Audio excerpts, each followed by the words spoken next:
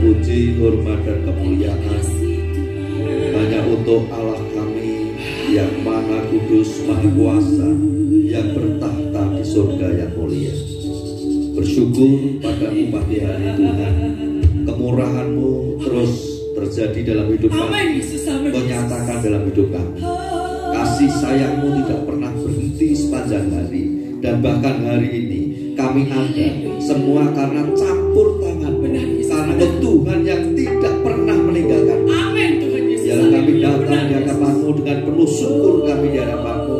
Kami datang di hadapan-Mu dengan penuh hormat, kami di hadapan-Mu, sebab Kau layak untuk menerima semuanya itu. Tuhan, pagi hari ini kami mau masuk dalam ibadah kami, dan kami rindu dalam ibadah kami ini Tuhan, kami bisa memuji, memuliakan Tuhan. Dan bahkan kami rindu memberikan ibadah kami sebagai persembahan yang berkenan di hadapan Dia Tuhan. Kau dimuliakan, diagungkan di tengah-tengah ibadah kami. Tuhan, kami juga serahkan ibadah ini dari awal sampai akhirnya. Engkau sendiri yang berkuasa atas acara yang sudah kami persiapkan. Biarlah semua berada dalam kekuasaan-Mu, dalam pimpinanmu, dan kami menikmati hadirat-Mu pagi hari ini. Menaikkan syukur kami di hadapan-Mu, dan hamba membuka ibadah pagi ini di dalam nama Tuhan Yesus Kristus. Amin. Amin. Saudara-saudara bagi Tuhan, kita lihat satu lagi. Shalom. Shalom. Suaranya mana shalom? Beri kemuliaan buat Tuhan kita. Ya. Allah yang dahsyat, Dia lahir buat kita, saudaraku. Kita bersyukur kalau hari ini, saat ini kita masih ada. Mau bersorak-sorai bagi Dia. Dia lahir untuk kita semuanya. Haleluya.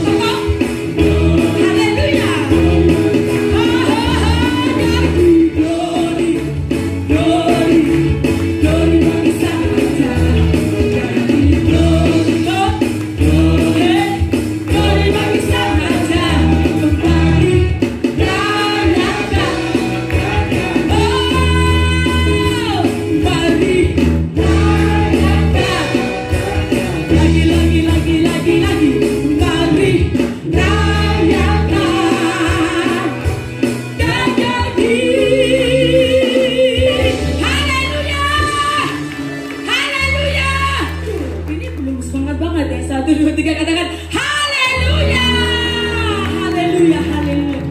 Kita nyanyi glory bagi Tuhan kita, Allah yang dahsyat dan luar biasa. Kita mau sambut firman Tuhan.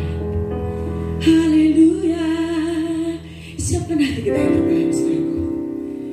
Firman akan terus menjadi kekuatan. Kami rindu menyembah Engkau ya Tuhan. Pagi hari ini kami rindu mengagungkan Engkau.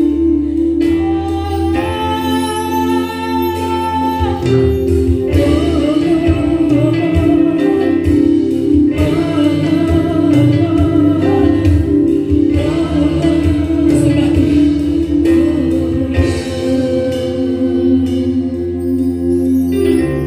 Bapakku menyembah Tuhan.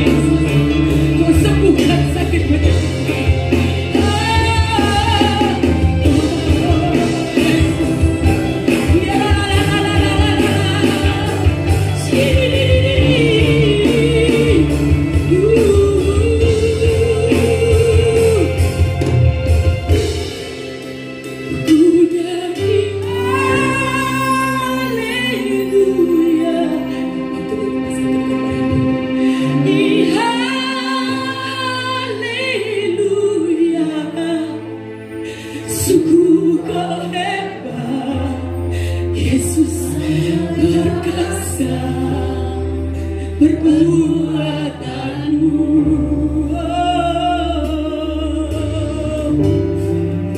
Aku nyanyi haleluya.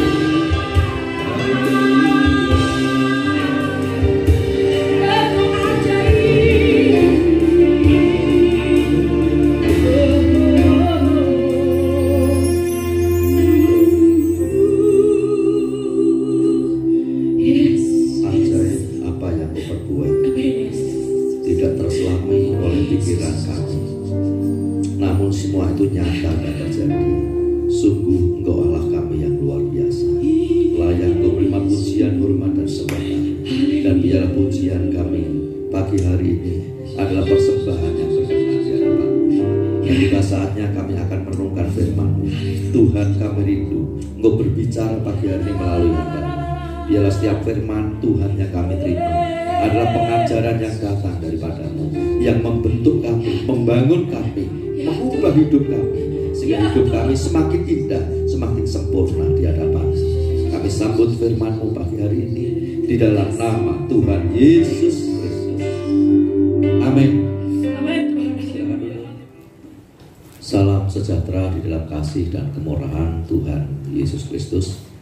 Bersyukur kepada Tuhan kalau hari ini kita sudah masuk di minggu pertama di bulan Desember, yang berarti kita mengenang kasih sayang Tuhan yang luar biasa di dalam hidup kita, yang mana Yesus lahir datang ke dunia untuk saya dan saudara.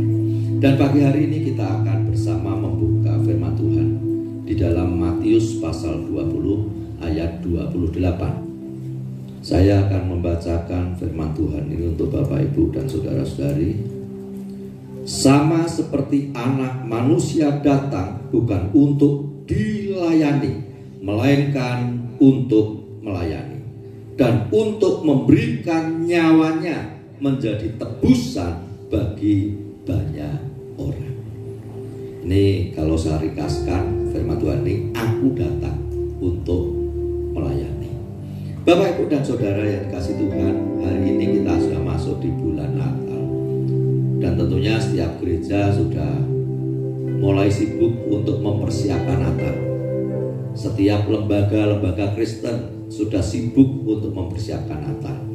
Sekalipun Natal di tahun ini tentunya berbeda dari Natal di 2-3 tahun yang lalu.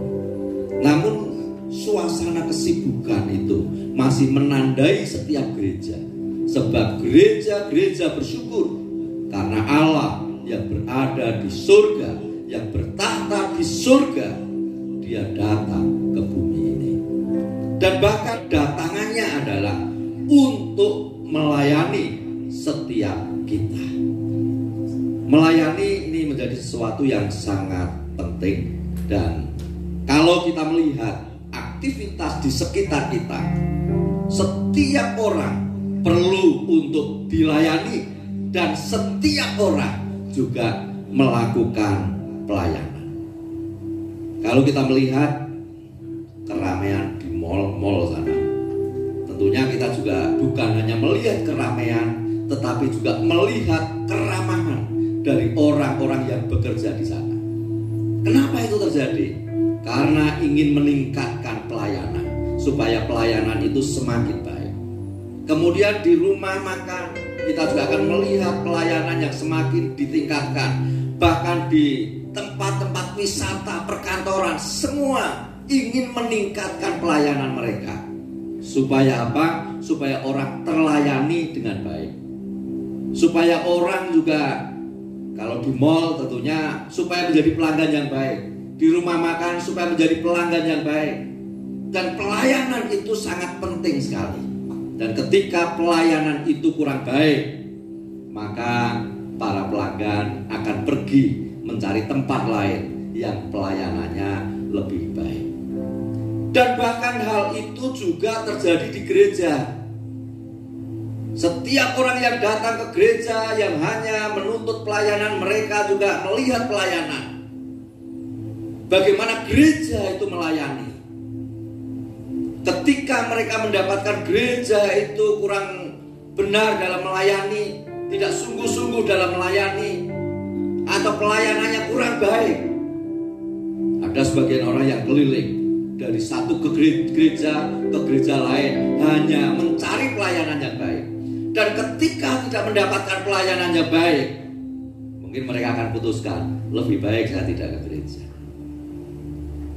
Dan kita juga akui bahwa gereja-gereja yang memiliki pelayanan dan fasilitas yang baik, mereka akan lebih banyak dikunjungi oleh setiap jemaat yang memang merindukan untuk dilayani. Apalagi dipersiapkan bis antar jemput. Jadi mau ibadah itu tinggal datang, duduk sampai tempat ibadah, pulang, duduk di bis sampai rumah lagi. Enak kan? Bukankah hal seperti itu sangat menarik? Jadi kita melihat bahwa pelayanan itu menjadi sesuatu yang penting. Dan firman Allah katakan, layanilah seorang akan yang lain. Dan rupanya itu menjadi amanat yang Tuhan berikan kepada setiap orang, terutama orang percaya, supaya kita mengambil bagian di setiap pelayanan yang bisa kita kerjakan. Sehingga layanilah seorang akan yang lain. Berarti kita harus menempatkan diri sebagai seorang pelayan yang bisa melayani orang lain, bukan hanya menuntut untuk dilayani, tetapi kita yang ambil bagian di dalam pelayanan, karena itu adalah amanat yang Tuhan berikan kepada saya dan saudara. Dan yang sangat mengagumkan adalah ketika Yesus turun ke bumi ini, dia berada di tempat yang enak tentunya di surga, namun dia datang ke bumi, dan kedatangannya di bumi, dia datang untuk melayani. Dan bahkan puncak dari pelayanan itu, Yesus memberikan dirinya, Yesus memberikan nyawanya, Yesus mati di kayu salib sebagai puncak dari pelayanan yang dilakukan. Bapak, Ibu, dan saudara-saudari yang dikasihi Tuhan, kita juga bisa mengambil bagian di dalam pelayanan yang Tuhan berikan kepada kita. Dan bahkan kita harus mengambil bagian. Jadi jangan hanya menuntut sebagai seorang yang harus dilayani, namun biarlah kita belajar menempatkan diri kita seperti Yesus. Aku datang untuk melayani. Kalau tadi malam saya biasa kalau tempat duduk ini selalu saya cek ya. Saya cek posisinya bagaimana, karena saya tidak suka melihat tempat duduk yang acak-acakan gitu. Sehingga ketika pas tempat duduk harus di silang-silang gitu, saya coba malam itu turun saya atur, kalau udah sempat malam paginya saya atur.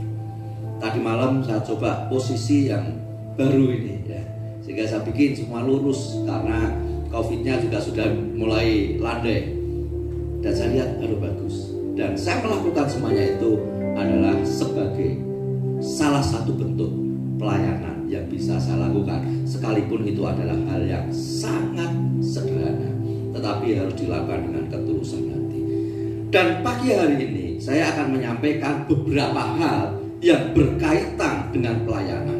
Yang pertama, melayani Tuhan itu bukan pilihan kita, tetapi melayani Tuhan adalah keharusan yang harus kita lakukan, yang harus kita kerjakan. Berarti kita tidak bisa menolak pelayanan itu, karena pelayanan itu adalah sesuatu yang harus kita kerjakan.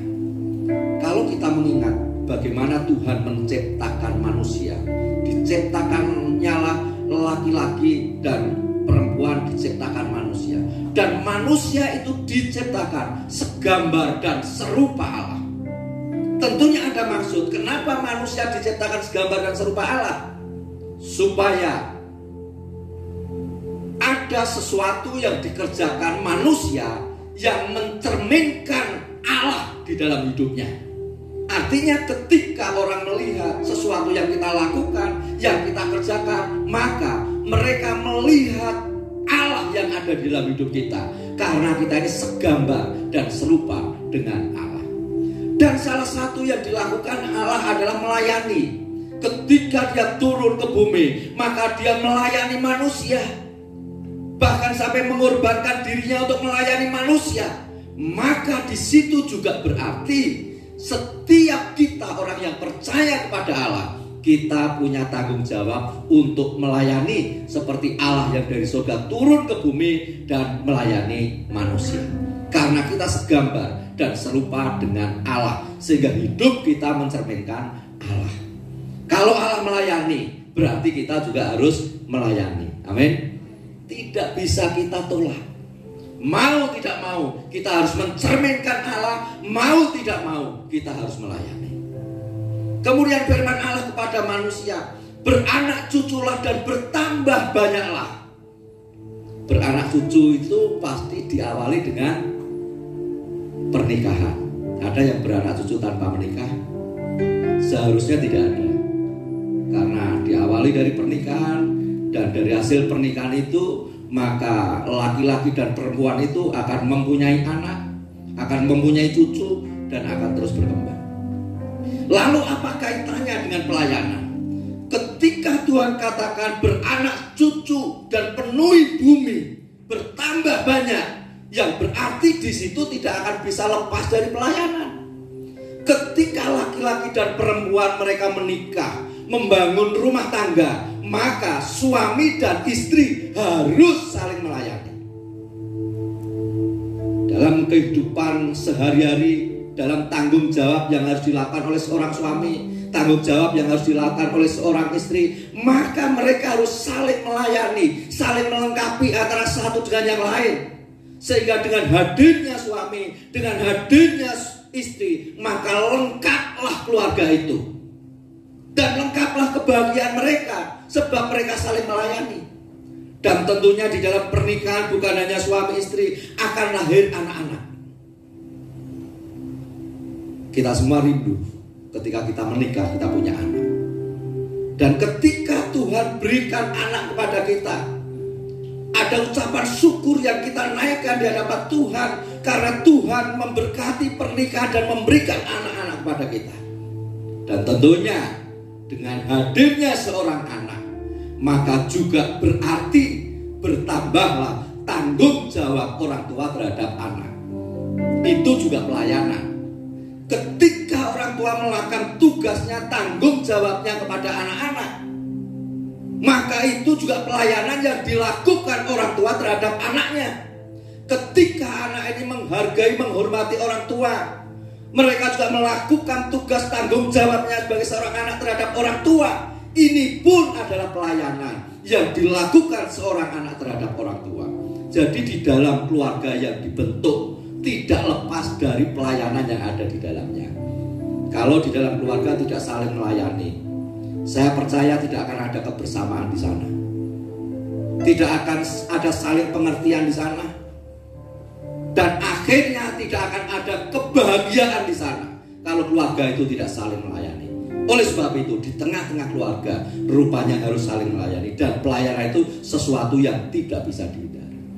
Kemudian setelah punya anak, akhirnya punya cucu, dan akan berkembang menjadi masyarakat yang lebih besar, masyarakat yang lebih luas.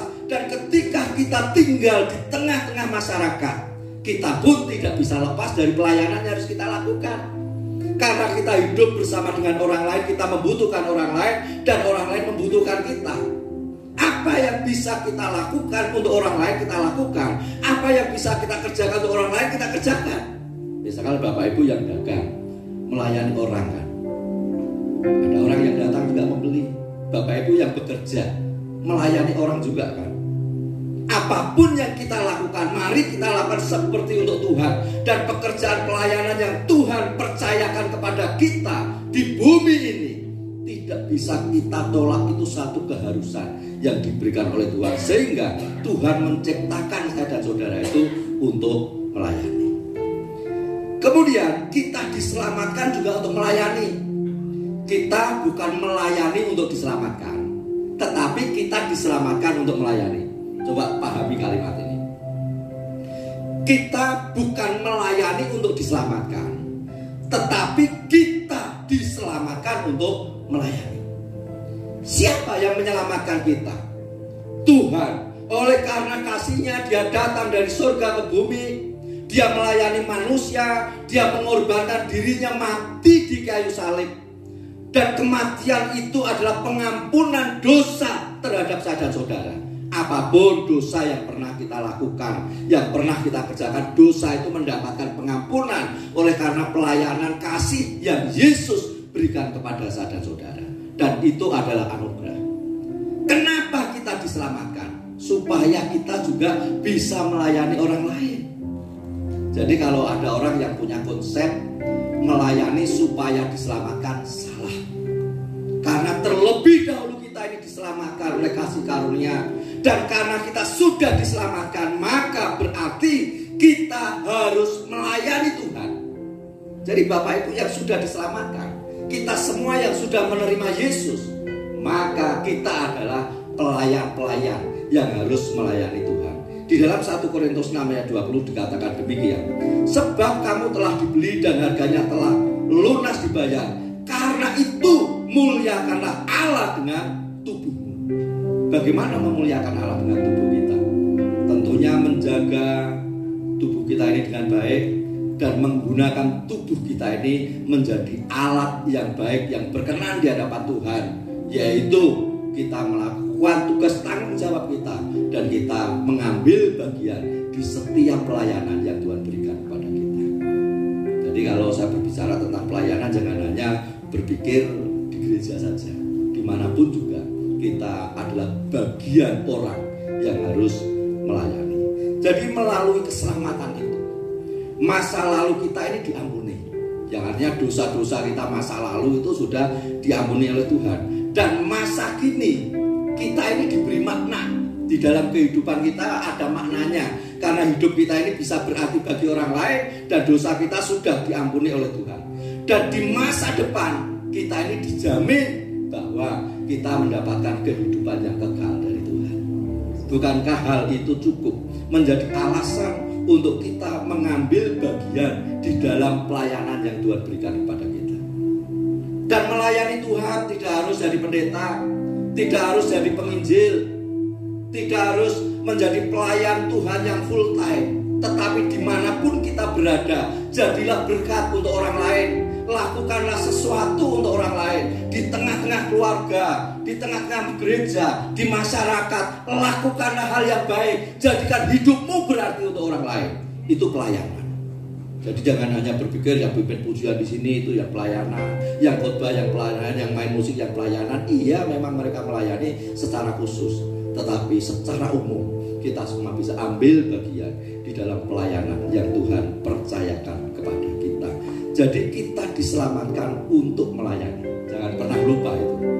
Anugerah Allah diberikan kepada kita supaya kita bisa melayani.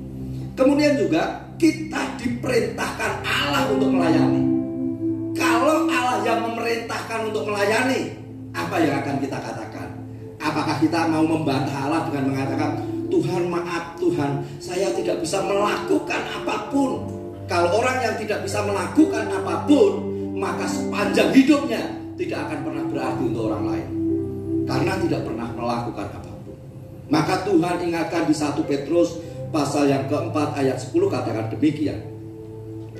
Layanilah seorang akan yang lain sesuai dengan karunia yang telah diperoleh tiap-tiap orang sebagai pengurus yang baik dari kasih karunia Allah. Jadi tegas di situ, layanilah seorang dengan yang lain. Kemudian dengan bagaimana? Sesuai dengan karunia yang telah diperoleh tiap-tiap orang sebagai pengurus yang baik dari kasih karunia Allah. Sesuai dengan karunia yang sudah diberikan Allah kepada saya dan saudara. Kita mau bantah apa lagi? Apakah kita akan tetap mengatakan, Tuhan, saya tidak bisa melakukan apapun?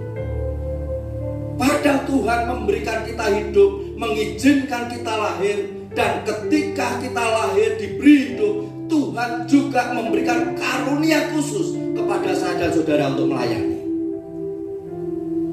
Sebagai seorang ayah, tentunya dia harus melakukan tugas tanggung jawabnya dengan baik. Sebagai seorang istri, melakukan tugas tanggung jawabnya dengan baik. Sebagai seorang anak, melakukan tugas dan tanggung jawabnya dengan baik. Sebagai seorang jemaat, melakukan tugas dan tanggung jawabnya dengan baik. Sebagai anggota di dalam masyarakat, kita pun melakukan tugas tanggung jawab kita di masyarakat dengan baik. Sehingga dimanapun juga hidup kita ini berguna buat orang lain. Hidup kita ini berarti buat orang lain. Ada sesuatu yang bisa kita lakukan, yang kita kerjakan untuk orang lain. Ada hal-hal yang baik sebenarnya yang ada di dalam diri kita. Ada hal-hal yang baik yang bisa kita kerjakan untuk orang lain. Kalau orang sampai tidak bisa melakukan sesuatu, saya percaya karena tidak ada keinginan untuk melakukan sesuatu. Misalkan seorang anak melihat orang tuanya lagi sibuk bekerja, kemudian anak ini datang kepada orang tuanya dan dia membantu pekerjaan orang tuanya. Apakah hal seperti itu sulit? Saya rasa tidak. Ketika ada orang lain sedih, susah, kemudian Bapak Ibu saudara-saudari melihat, apalagi itu sahabat, kemudian didekati, ditanya kenapa. Apalagi kalau bisa sampai membantu, menolong, menyelesaikan, memberikan jalan keluar. Apakah itu sesuatu yang sulit? Ketika kita bertemu dengan orang lain, kita menyapa, kita tersenyum, kita menghargai orang lain, apakah itu sesuatu yang sulit? Artinya bahwa ada banyak hal yang bisa kita lakukan, ada banyak hal yang bisa kita kerjakan supaya hidup kita ini berguna, supaya hidup kita ini benar-benar bermanfaat untuk orang lain. Ada sesuatu yang orang lain rasakan dari hidup kita, dari sesuatu yang kita lakukan, dan Tuhan katakan, layanilah seorang akan yang lain. Jadi harus kita kerjakan. Pelayanan itu tidak bisa kita tolak. Tanggung jawab di dalam kehidupan kita dengan hal-hal yang harus kita kerjakan setiap hari, itu tidak bisa kita tolak. Namun kerjakan dengan sepenuh hati dan lakukan itu sebagai sebuah pelayanan yang kita kerjakan oleh karena kita memenuhi amanat yang Tuhan berikan kepada kita, yaitu layanilah seorang akan yang lain. Apalagi di gereja, pelayanan itu bukan hanya tugasnya hamba Tuhan. Memperhatikan jemaat itu bukan hanya tugasnya hamba Tuhan, tetapi kita harus saling memperhatikan. Berkunjung ke jemaat yang perlu dikunjungi juga bukan hanya tugasnya hamba Tuhan sebenarnya. Semua kita punya tanggung jawab untuk itu. Oleh sebab itu, mari kita sama-sama melayani Tuhan. Biarlah hidup kita ini berguna untuk Tuhan dan untuk sesama kita. Lalu yang kedua, apa dasarnya untuk kita melayani Tuhan? Karena rupanya melayani itu juga bukan sembarang melakukan, tetapi harus ada dasar-dasar yang mendasari pelayanan kita, supaya pelayanan kita ini lebih efektif, supaya pelayanan kita ini juga tepat guna, sehingga apa yang kita lakukan, kita kerjakan itu tidak sia-sia, tetapi menjadi berkat bagi orang lain. Ada beberapa dasar untuk melayani, di antaranya adalah ketaatan. Kalau kita mau melayani orang lain, terlebih melayani Tuhan, maka kita sendiri harus hidup di dalam ketaatan. Paling tidak taat kepada perintah Tuhan. Kalau di dalam pengembalaan bukan hanya taat kepada Tuhan, tetapi juga punya gembala yang memang dipercaya Tuhan untuk mengembalakan, yang harus ditaati. Kemudian kalau sebagai seorang yang bekerja kepada orang lain, juga ada aturan-aturan di dalam pekerjaan itu yang harus ditaati. Setiap harinya kita pun harus bisa mendisiplin diri untuk mentaati kebenaran firman Allah. Tanpa ketaatan, kita tidak akan bisa menjadi pelayan yang baik. Ada satu contoh di dalam Lukas pasal 1 ayat 31 dan 38. Ini ada kaitannya dengan Natal ya. Lukas pasal 1 ayat 31 dan 38. Saya bacakan demikian. Sesungguhnya engkau akan mengandung dan akan melahirkan seorang anak laki-laki, dan hendaklah engkau menamai dia Yesus. Kemudian 38, kata Maria, sesungguhnya aku ini adalah hamba Tuhan, jadilah padaku menurut perkataanmu itu. Lalu malaikat itu meninggalkan dia. Bapak, Ibu, dan saudara yang kasih dalam Tuhan, kalau kita hanya membaca ayat ini tanpa mengerti peristiwa yang sedang terjadi waktu itu, mungkin ayat ini tidak akan berarti apa-apa. Tetapi kalau kita melihat peristiwa yang sedang terjadi waktu itu, di mana seorang perempuan yang bernama Maria adalah perempuan yang belum menikah, yang berarti seorang yang belum menikah, dia belum berkumpul bersama dengan suaminya karena tidak punya suami. Yang seharusnya perempuan yang belum menikah ini juga tidak akan hamil. Ketika seorang perempuan yang belum menikah dan hamil, di tengah-tengah masyarakat akan mendapatkan hukum sosial. Mungkin akan dicibir orang, menjadi bahan pembicaraan di tengah-tengah masyarakat. Dan waktu itu juga, kalau Maria ini hamil, maka Maria ini pun juga akan mendapatkan sanksi sosial. Mungkin berita tentang Maria ini akan bergema, dan berita yang tidak baik ini akan menjatuhkan diri Maria sendiri sebagai seorang perawan yang hamil. Bukan hanya itu, tetapi Maria akan menerima penghukuman, yaitu dia akan dirajam dengan batu sampai pada kematian. Maka ketika Maria menerima tanggung jawab yang Tuhan berikan kepada dia, itu sesuatu yang sangat berat sebenarnya. Ketika dia katakan, sesungguhnya aku ini adalah hamba Tuhan, jadilah padaku menurut perkataanmu itu. Ini sesuatu yang sangat berat untuk mengatakan itu, karena sanksinya adalah mendapatkan sanksi sosial, yaitu menjadi bahan pembicaraan di tengah-tengah masyarakat. Dan bukan hanya itu, dia akan menerima penghukuman, yaitu dirajam dengan batu. Namun dengan segala kerendahan hati, dia katakan, sesungguhnya aku ini adalah hamba Tuhan. Siapa toh hamba ini? Hamba adalah pelayan, dan hamba ini tidak berkuasa atas dirinya sendiri. Hamba ini dikuasai oleh tuannya, dan dia menempatkan diri sebagai seorang hamba yang berada di dalam kekuasaan tuannya, yang berada di dalam kekuasaan Allah. Dia taat kepada Allah ketika dia katakan, jadilah padaku menurut perkataanmu itu. Bukan menurut perkataanku, bukan menurut kemauanku, tetapi menurut perkataanmu itu. Dan ini wujud ketaatan yang nilainya mahal waktu itu. Maria berani mengambil resiko untuk taat kepada Allah demi mengemban tugas tanggung jawab pelayanan yang harus dilakukan, yaitu mengandung dan harus melahirkan seorang bayi laki-laki yang akan dinamai Yesus. Kalau waktu itu Maria tidak taat kepada perkataan Allah, tidak ada perayaan Natal setiap Desember. Bumi tidak akan bersuka cita merayakan Yesus yang lahir. Tidak ada, karena tidak ada seorang perempuan yang taat kepada Allah. Namun karena ada perempuan yang taat kepada Allah, maka sampai sekarang kita mengenang Natal. Tadi pagi ada tamu yang datang ke sini menanyakan jam ibadah dan juga menanyakan Natal. Karena dia seorang Kristen, seorang percaya, tentunya dia bersyukur di hari Natal, dia rindu untuk bisa merayakan Natal.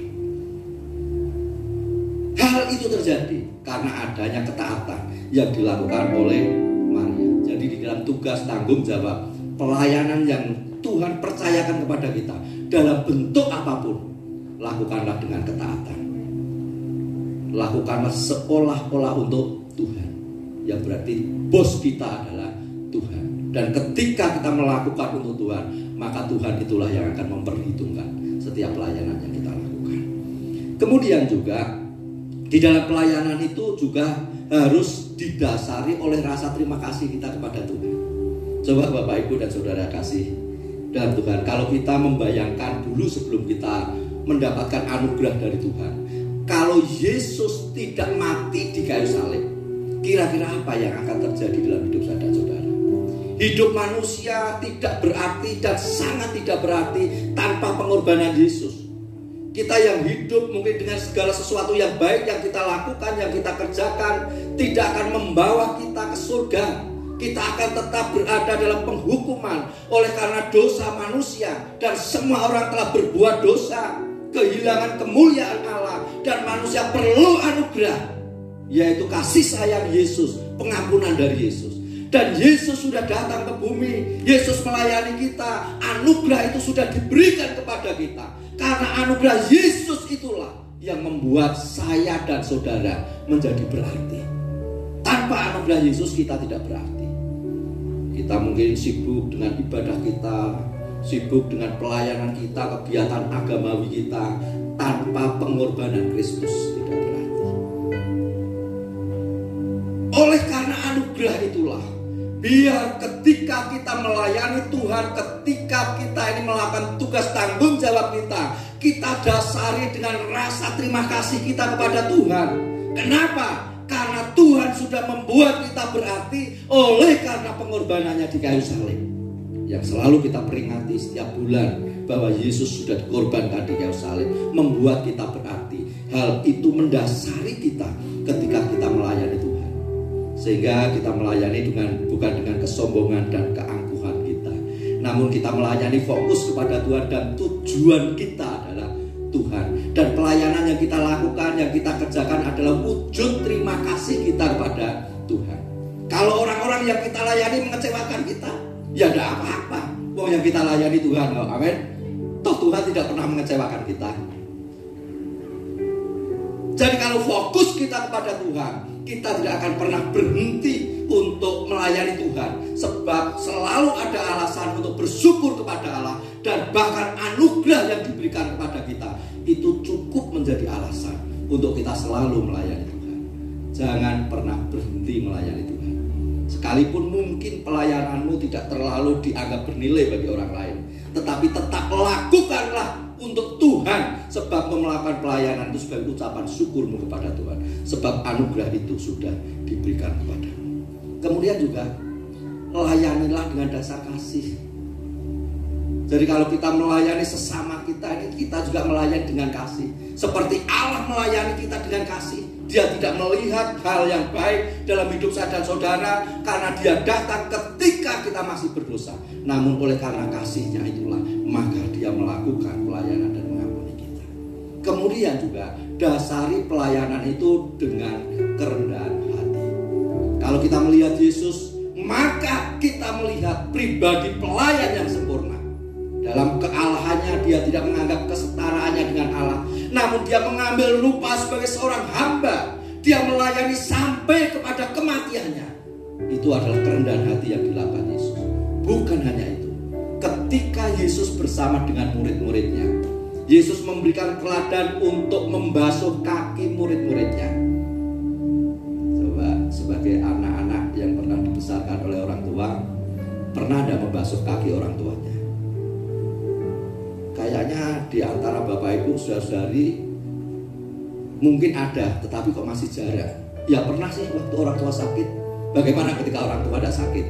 Pernah enggak sebagai wujud bakti kita katakan, Pak, Pi, mana kakinya? Saya mau pengen mencuci kaki. Dicuci dengan kasih sayang. Ada enggak?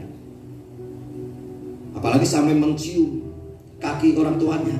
Surga ada di telapak kaki ibu. Pernah enggak kita mencium kaki ibu? Nah, ini menjadi pertanyaan-pertanyaan yang sebenarnya saya hanya ingin mengajak kita bahwa kerendahan hati itu sesuatu yang penting dan menjadi dasar di dalam pelayanan Yesus sampai membasuh kaki murid-muridnya. Karena dia ingin memberikan teladan bahwa pelayanan itu harus dilakukan dengan kerendahan hati. Itu harus menjadi dasar.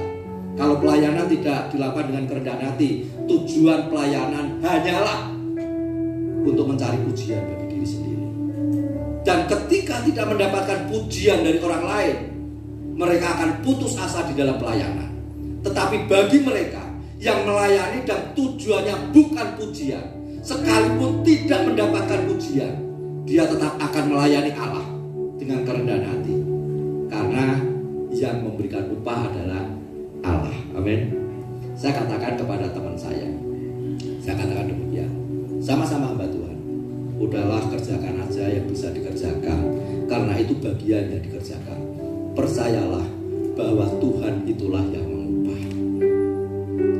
Beberapa minggu yang lalu ketika kami berkomunikasi, dan dia salah seorang yang kemarin saya katakan mendapatkan mobil sedan itu, dia bercerita selama pandemi ini Tuhan pelihara, anaknya kuliah Tuhan pelihara, Tuhan selalu mencukupkan hidupnya.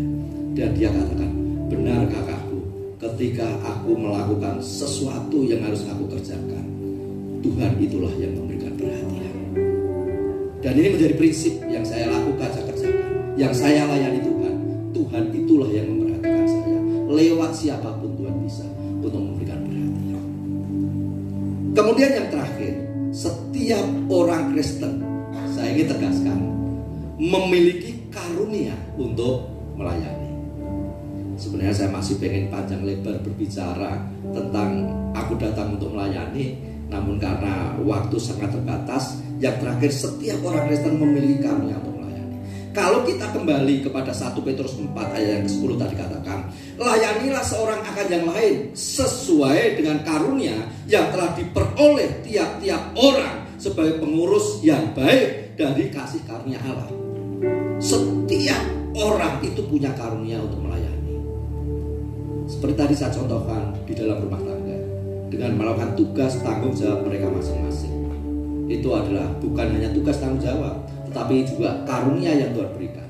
Maka masing-masing kita bisa melakukan tugas pelayanan kita di dalam keluarga.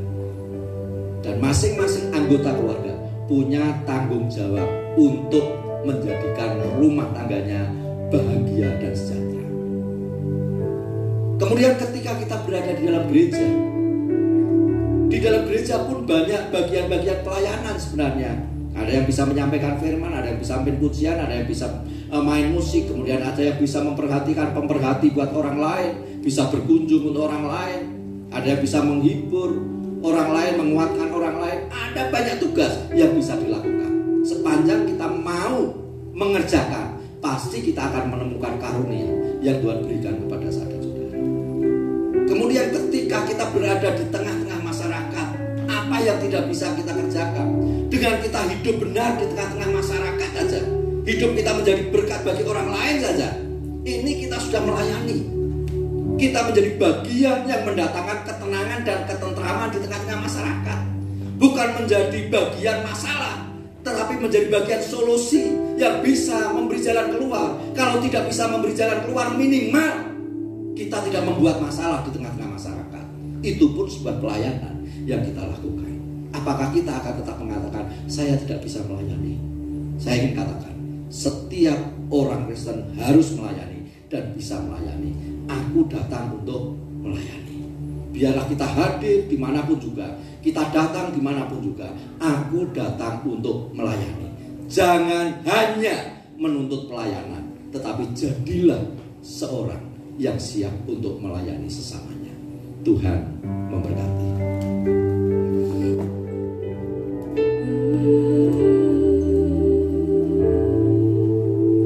Terima kasih ya Tuhan. Rendahkan dirimu di hadapan Tuhan saat ini. Belajarlah seperti Yesus. Aku datang untuk melayani. Biarlah kehadiran kita dimanapun kita berada, kita hadir sebagai seorang pelayan. Kita mau meneladani Yesus, mau belajar seperti Yesus. Hidup kita menjadi berkat bagi orang lain, pelayanan kita menjadi berkat bagi orang lain, hidup kita berarti bagi orang lain. Diriku hidup menyenangkanmu, telah kulihat bukti kasih-Mu. Kau menderita bagi kami,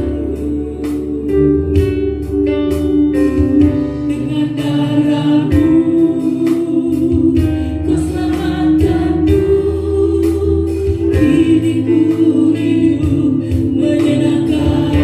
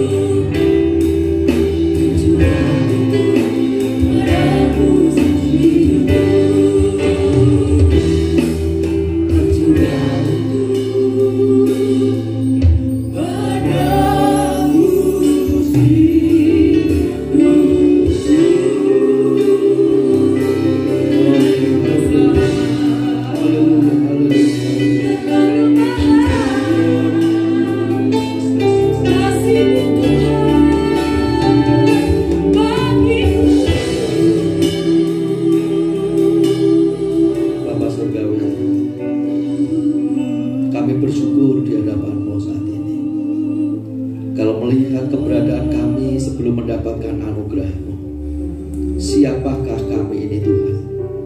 Orang-orang yang tidak berguna, orang-orang yang tidak berarti, namun kehadiran-Mu di bumi untuk melayani kami dan bahkan mati di kayu salib membuat hidup kami berarti. Dan biarlah kami belajar seperti itu. Aku datang untuk melayani. Kiranya itu juga kami ucapkan, kami lakukan di dalam setiap kehidupan kami, sehingga di tengah-tengah keluarga kami bisa melakukan tugas tanggung jawab kami sebagai seorang pelayan dengan baik. Di gereja kami bisa melakukan tugas tanggung jawab kami sebagai seorang pelayan dengan baik. Di tengah-tengah masyarakat kami berguna untuk orang lain, sebab hidup kami gunakan untuk melayani. Terima kasih buat firman-Mu. Kiranya firman-Mu tinggal di dalam hati kami, mengubah hidup kami, membuat kami semakin rendah hati dan mengambil bagian di dalam pelayanan yang Kau percayakan. Kami naikkan syukur kami atas firman-Mu pagi hari ini. Kiranya firman itu terus bekerja dan membuat kami mampu untuk melakukan tugas tanggung jawab dalam pelayanan yang Kau berikan kepada kami. Terima kasih Tuhan. Bapa, kami juga bersyukur pagi hari ini buat berkat kasih sayang yang selalu melimpahkan kepada kami. Kau memberkati pekerjaan kami, Kau memberkati usaha kami, Kau mencukupkan kebutuhan kami. Kami bersyukur di hadapan-Mu. Dan sebagai ucapan syukur kami ya Tuhan, kami mengambil sebagian untuk kami persembahkan di hadapan-Mu. Kiranya persembahan kami berkenan di hadapan-Mu Tuhan. Kami juga menyisihkan 1/10 sebagai tanggung jawab yang harus kami lakukan di dalam Engkau. Biarlah kami mengembalikan 1/10 dengan penuh ketaatan kepada-Mu. Dan kami percaya Engkau Tuhan yang selalu mendatangkan kecukupan bagi kami. Engkau pemelihara kami, Engkau yang akan selalu memberkati pekerjaan dan usaha kami. Bapak, kami juga bersyukur buat pimpinan-Mu dalam ibadah kami pagi hari ini. Sebentar kami akan berpisah satu dengan yang lain, kembali ke tempat kami masing-masing. Tuhan yang menyertai kami dengan ketenangan, damai sejahtera, dan Tuhan juga yang akan menyampaikan kami ke tempat tujuan masing-masing dengan selamat. Terima kasih ya Tuhan. Dan akhirnya sidang yang dikasih Tuhan, di akhir ibadah angkatlah tangan untuk menerima berkat Tuhan. Cinta kasih dan kemurahan dari Tuhan tertuju kepadamu. Diberkatilah rumah tanggamu, diberkatilah hidupmu, diberkatilah keturunanmu, diberkatilah pekerjaan dan usaha, diberkatilah studimu. Tuhan yang mengasihimu, membuatmu berhasil dan menjadi berkat bagi banyak. Terimalah berkat ini. Hamba memohonkan berkat di dalam nama Tuhan Yesus Kristus.